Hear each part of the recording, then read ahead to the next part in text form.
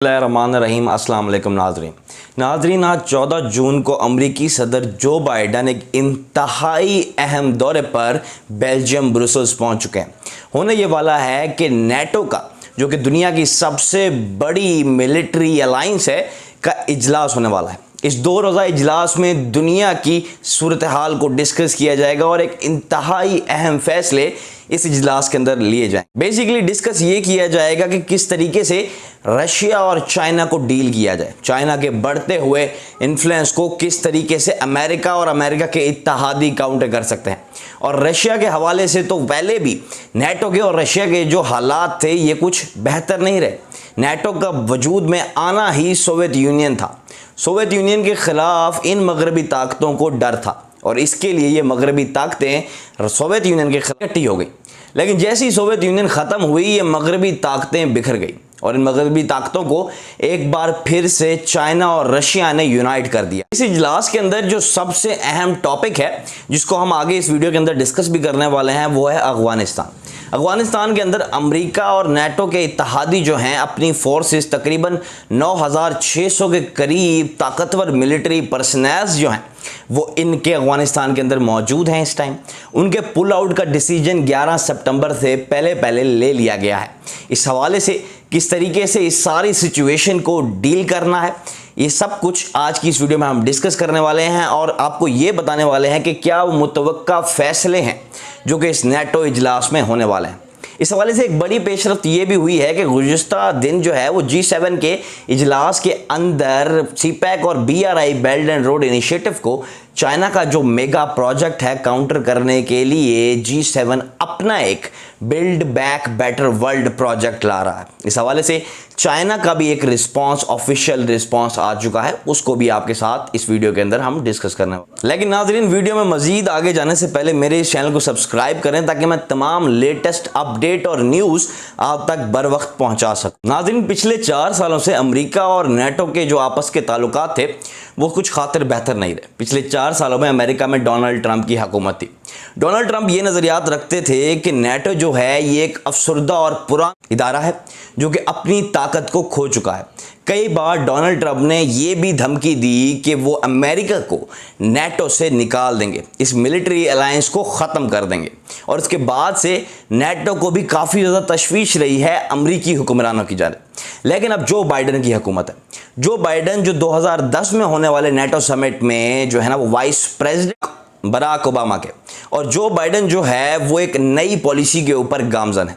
जो बाइडन ये चाहते हैं कि जो इन 4 सालों में अमेरिका को नुकसान पहुंचा डोनाल्ड ट्रंप एडमिनिस्ट्रेशन की पॉलिसीज़ की वजह से इंटरनेशनल रिलेशंस को लेकर, नेटो को लेकर उसको बहाल किया जाए। इस हवाले से ये जो बाइडन का पहला ट्रिप है यूरोप को लेकर और कई अहम फैसले इस ट्रिप के अंदर किए जा रहे हैं। अमेरिका अपने बिगड़े हुए हालात को दोबारा से संवार रहा है।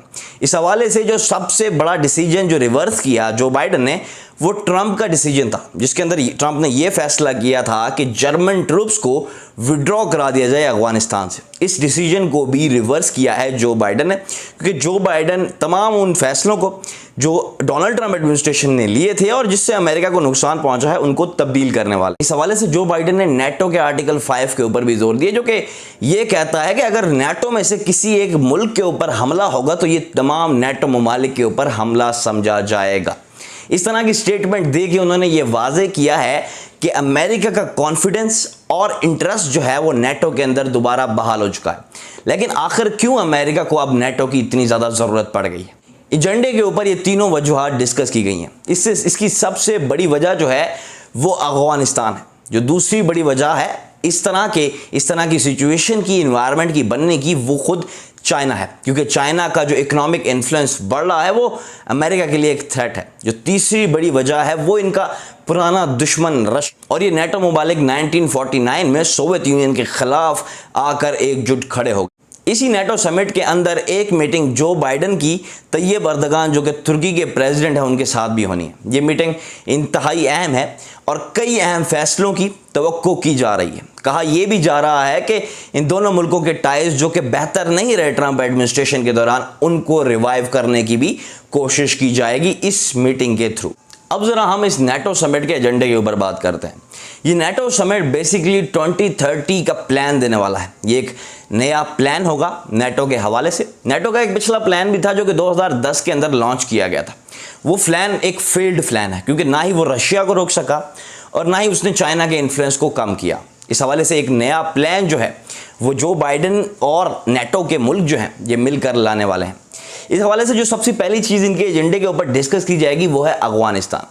जिस तरीके से सबको मालूम है कि अफगानिस्तान से अमेरिका निकल रहा है, लेकिन खदशात ये हैं कि अलकायदा के ग्रुप्स जो कि ऑलरेडी ऑपरेट कर अफगानिस्तान के अंदर, वो इनके लिए एक थ्रेट होगा। इनको ये भी डर है कि अमेरिका के जाने के बाद तालिबान दोबारा से टेक ओवर कर लेंगे।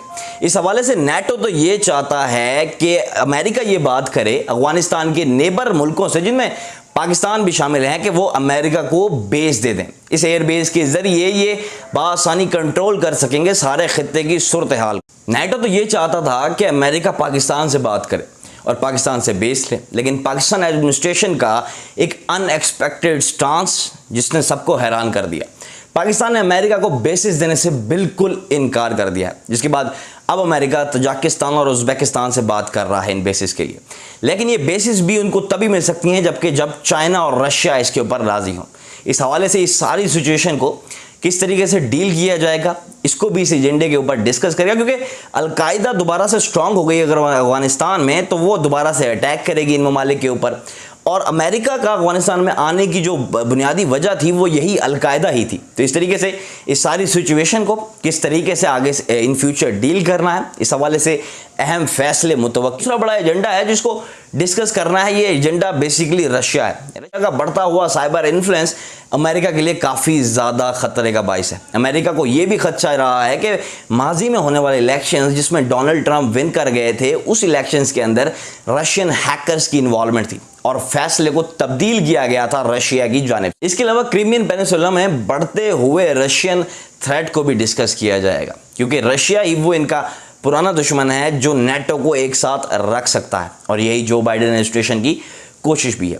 इस समिट के अंदर कई दूसरी चीज़ें भी ज़ेर बहस हैं, जिसमें क्लाइमेट चेंज है, सिक्योरिटी है, हेल्थ है, लेकिन ये साइड लाइन्स के ऊपर है। जो मेजर चीज़ डिस्कस की जाएगी वो यही 3 एजेंडाज हैं, और इसका सबसे अहम एजेंडा जो है वो चाइना है, क्योंकि चाइना एक ऐसा टॉपिक बनता जा रहा है इंटरनेशनल न्यूज़ के हवाले से जो इंतहाई अहमियत का हामिल है, क्योंकि चाइना की जो नई इकोनॉमिक पॉलिसीज़ रही हैं और उसका स्ट्रेटेजिक इन्फ्लुएंस ये अमेरिका के लिए और तमाम यूरोपीय कुव्वतों के लिए एक थ्रेट। नेटो में मौजूद यूरोपीय कुव्वतें जो हैं वो चाइना को अपना एक इकोनॉमिक कंपटीटर समझती हैं। वो ये समझती हैं कि चाइना ट्रेड के हवाले से उनको कम्पीट कर रहा है, क्योंकि चाइना ने 2001 के बाद से, जब चाइना वर्ल्ड ट्रेड ऑर्गेनाइजेशन का पार्ट बना, उसके बाद से चाइना ने अपने आप को वेस्टर्न इकोनॉमिक सिस्टम में बिल्कुल इंटीग्रेट कर दिया है। तो यूरोपियंस को हमेशा से सिर्फ पैसे की टेंशन रही है, उनको ये टेंशन है कि उनकी ट्रेड को चाइना कवर कर रहा है। दूसरी जानिब अमेरिका को एक और किस्म का थ्रेट है। अमेरिका को यह डर है कि जिस तरीके से स्ट्रेटेजिक इन्फ्लुएंस चाइना का इतना वसी हो गया है, क्योंकि चाइना ने इतनी तेज़ी से तरक्की की है कि ये इनके लिए ख़तरा है। उसको कवर करने के लिए, उसको स्ट्रेटेजिक इन्फ्लुएंस को कवर करने के लिए अमेरिका ने G7 के अंदर G7 के ममालिक को भी परस्यू किया कि वो CPEC या BRI belt and road initiative के खिलाफ B3W का प्रोजेक्ट लॉन्च। इसके ऊपर मैंने कल वीडियो भी बनाई थी और उसका एक ऑफिशियल रिस्पांस चाइना दे भी चुका है, जिसको इस वीडियो के आखिर में हम डिस्कस करेंगे। लेकिन आखिर अमेरिका यूरोपियन से क्या चाहता है? अमेरिका को तो ये थ्रेट है कि अब अमेरिका का तसलसल दुनिया के ऊपर से ख़त्म हो जाएगा। अमेरिका दुनिया के अंदर इस टाइम वाहिद सुपर पावर है।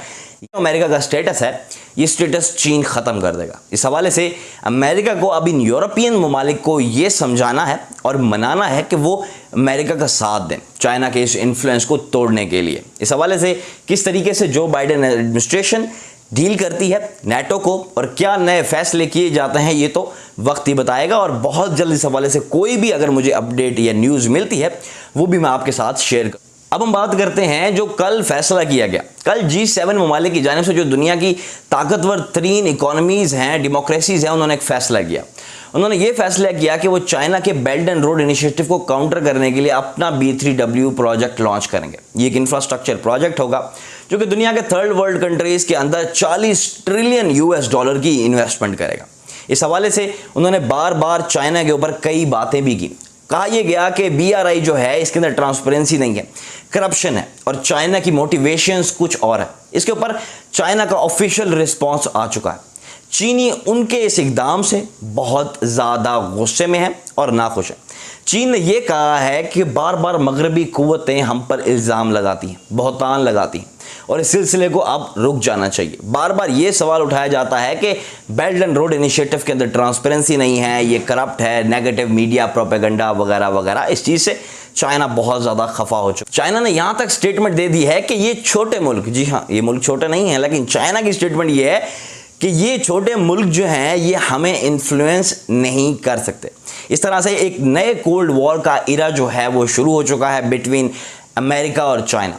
और अमेरिका जो है अपनी बड़ी ही अग्रेसिव पॉलिसी के ज़रिए जो बाइडेन एडमिनिस्ट्रेशन के अंदर, कभी G7 के अंदर इन्होंने इकदाम उठाया है और आज जब नेटो का 2 दिन का समिट जारी होगा तो इसके अंदर भी यकीनन कई फैसले ऐसे किए जाएंगे जो कि चाइना के लिए नुकसानदेह होंगे और ये वर्ल्ड की के लिए एक नई कोल्ड वॉर शुरू होने वाली है। इस हवाले से पाकिस्तान को अपनी एक साइड चूज़ करना होगी कि आखिर पाकिस्तान क्या चाहता है और किस तरीके से पाकिस्तान ने आगे फॉरवर्ड मूव करना है। तो ये थी मेरी वीडियो इस न्यूज़ अपडेट के हवाले से। मैं उम्मीद करता हूँ वीडियो आपको पसंद आई होगी। मेरे इस चैनल को सब्सक्राइब करें ताकि तमाम लेटेस्ट न्यूज़ और अपडेट आप तक बर वक्त पहुँचती रहे। अगली वीडियो तक के लिए